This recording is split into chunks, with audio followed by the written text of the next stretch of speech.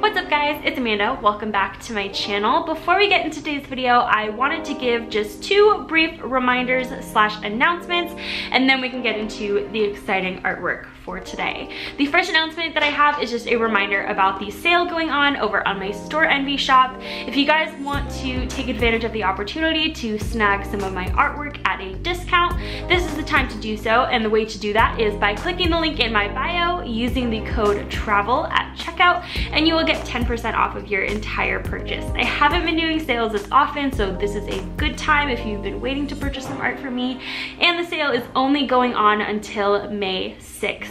So be sure you take advantage of that while you can. And the second announcement that I have is that I am going to be filming an updated Q&A video. It's supposed to be my 3K Q&A, but April has been quite a prosperous month. So I'm actually at about 3.5K right now as I'm filming this, and hopefully I will still be in the 3K range by the time I film and upload the Q&A video. I probably will be. I haven't been growing that fast, but it's been a good month, so thank you and welcome if you're new here. So be sure to submit your questions either in the comment section of this video or via any of my social media. I'm going to be sort of gathering some questions that I've been asked over the last couple of months, but if you would just like to remind me of your question, or if something new came up that you would like to ask, please feel free to do so. And I will be saving that video to upload while I am out of the country, so I will be kind of doing a backlog of filming while I'm away. That way you guys are still getting content from me. But that is the only announcement that I had. Thank you so much, and let's get into the video.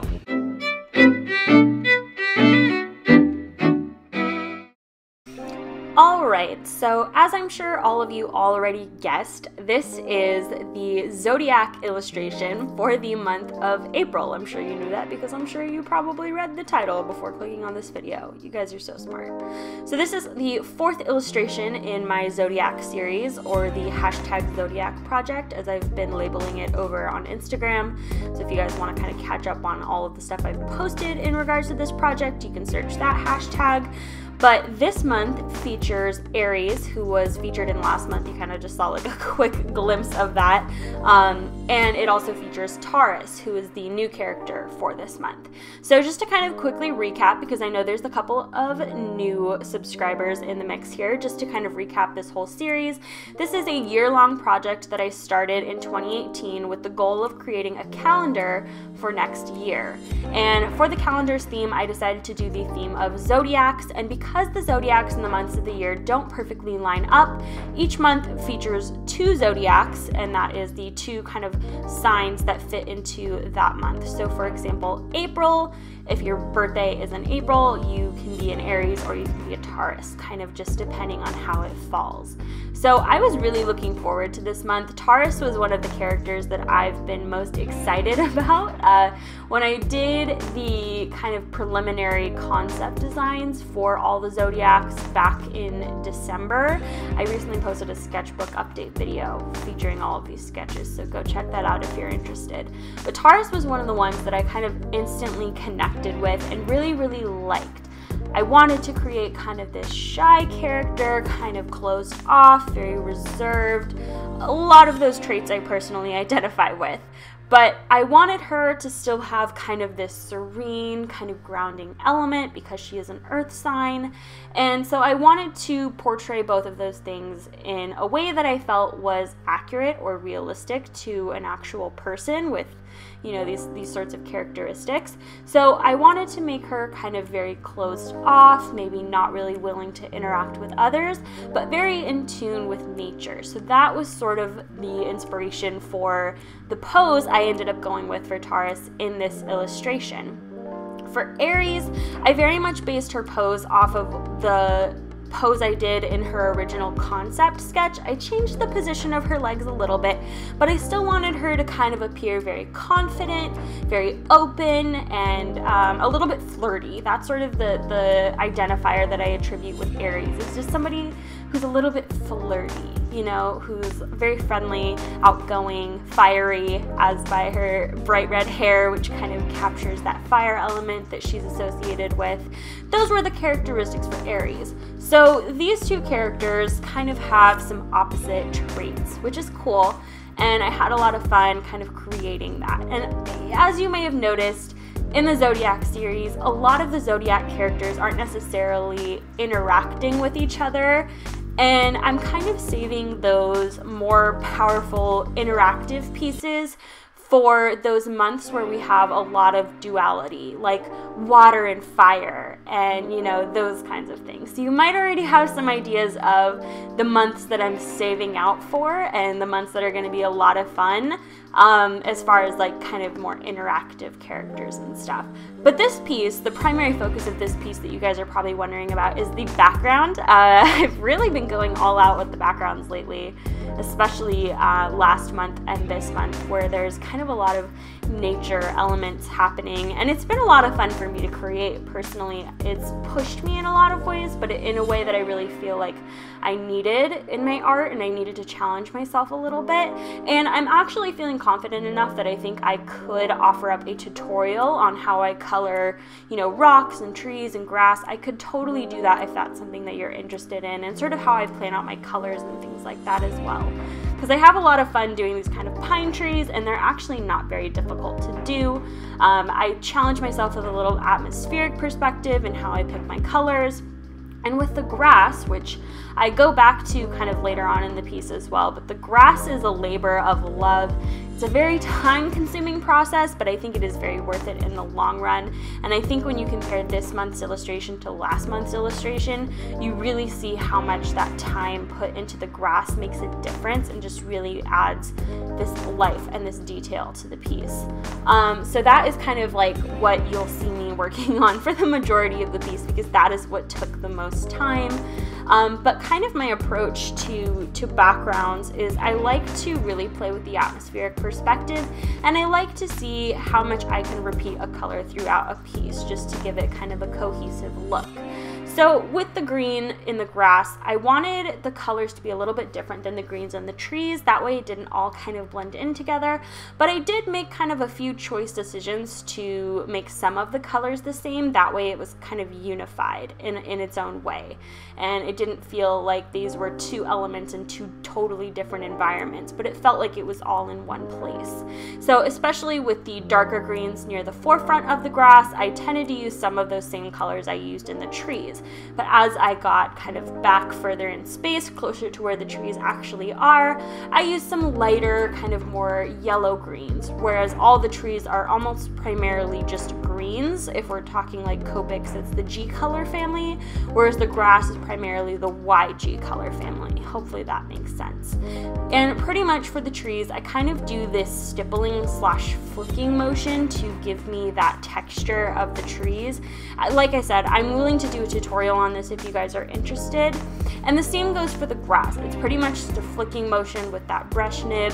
This is why using a marker with a brush nib is so incredibly powerful to creating, this kind of artwork. It's just because it allows me to get that detail and that texture in there. And it also makes it really easy to layer multiple colors and create that cohesive color scheme that I was talking about earlier. So moving on to coloring Taurus, I originally kind of imagined her with kind of a lighter medium hair color and then like a medium skin tone. I ended up going with a darker skin tone just because I feel like it contrasted a little bit more and she wouldn't have kind of looked washed out. And I ultimately think that that was a good decision, and very similar to my design for Capricorn, if you guys remember that from the January piece. I wanted her clothing to be very muted. She is kind of like less of a girly girl than some of these other zodiac signs that I've designed with these kind of like flowy dresses. I wanted her to kind of have like a more, for lack of a better word, practical outfit. So she still has kind of this bandeau top. She's not like super curvy, super busty. She's a little bit more of an athletic build, also similar to Capricorn. And I've actually envisioned her bottoms as being shorts, like poofy shorts. If you guys know the movie Spirited Away, kind of like the shorts that Chihiro wears in the bathhouse, those kinds of shorts. So more practical for like walking around in the woods, I guess, which is kind of where I pictured this character. And also, kind of speaking of settings and backgrounds, I want to get your input on something for this series, and I would really appreciate any feedback that you have. With the backgrounds, I have sort of been doing this pattern of like a similar background for 2 of the months back to back, and then I kind of change it up. What do you guys think about that? Do you think that I should keep the backgrounds kind of different, or should I keep the backgrounds kind of similar and try and paint like one singular environment throughout the whole year with these 12 illustrations? I could really go either way at this point. I'm not too far into the year that I couldn't kind of change this and make it all one environment. I totally could. So I'd be very curious to know. A lot of my pieces have featured water in the past. This is the first one that doesn't feature water, although I did really base this background off of the one that I created last month, and that one did feature water, just like January and February did. So I could kind of have a common tie that, you know, creates this one singular background, and all 12 characters are kind of existing in the same space at the same time. Or I could just kind of create different backgrounds. And I like kind of featuring similar backgrounds 2 months at a time and then doing something a little bit different. I really don't have a preference though, so if you guys want to offer your input as far as what I should continue to do with the backgrounds, then I would really appreciate it. So I'm almost done with the coloring here. The last thing that I kind of left to color was this big tree stump. And I'd never really colored a tree stump before, so what I did was I looked up a lot of reference pictures, not only of photographs of tree stumps, but also illustrations of tree stumps, and that's kind of what I like to do with my reference. And I like to compare and contrast real photo images to illustrations to see how various artists render different textures and how that texture compares to how it looks in real life. That is one of the most beneficial things that helps me when referencing an image, because sometimes I have a hard time referencing from life, but I can reference from other illustrations, and when you have the photo and the illustration side by side, it's somehow easier to understand for me, if that makes sense. I don't know how to describe it any better than that. My words are failing me. Oh well.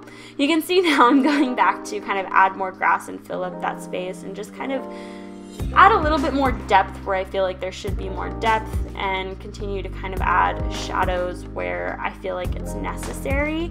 And then, as is the case with every Zodiac illustration thus far, I have hidden the constellations somewhere in the piece, and what I'm realizing is sort of difficult about constellations is that they almost never look the same, so it's really hard to find like a consistent reference for a constellation for each zodiac, because depending on the time of year where you are in the world, and there's so many factors that make it look different all the time. So if you guys are ever having a hard time finding the constellation, I would more recommend like counting how many stars there are in that constellation and then just kind of looking for that pattern. Hopefully I didn't give it away. There's a little bit of a tricky kind of twist to this one though that I maybe tried to throw you guys off a little bit. But I'm sure you guys will still be able to find it. You guys are so smart, of course they'll be able to find it. So I did hide the zodiacs in the piece again somewhere, so you'll have fun looking for those. If you want to see kind of like an up-close version of this full image, head over to my Instagram or my Patreon. You can kind of see it there in all its glory.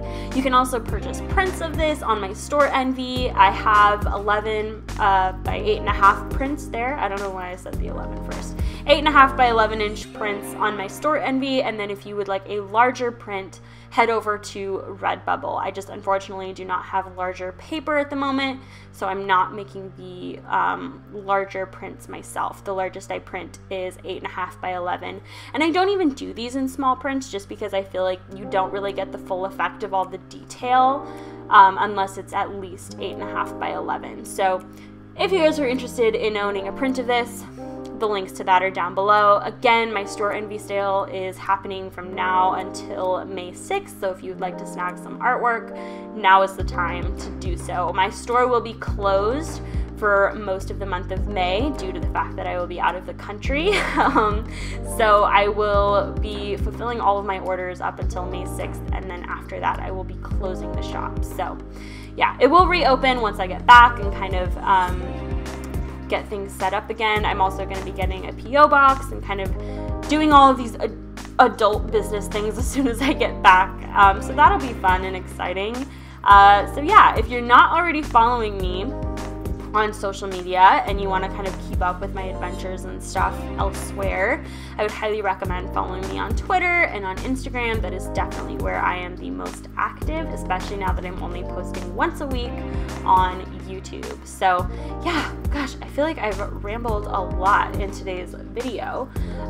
Now in the illustration, I'm kind of just adding the final details. I'm lining the piece with my Sakura Pigma microns in 05 and 01 in the brown color, brown or sepia, I'm not exactly sure which, and that is just kind of finishing the whole piece off. So here it is. Thank you guys so much for hanging out with me today, and I hope you all have a wonderful weekend. I will see you soon. Bye!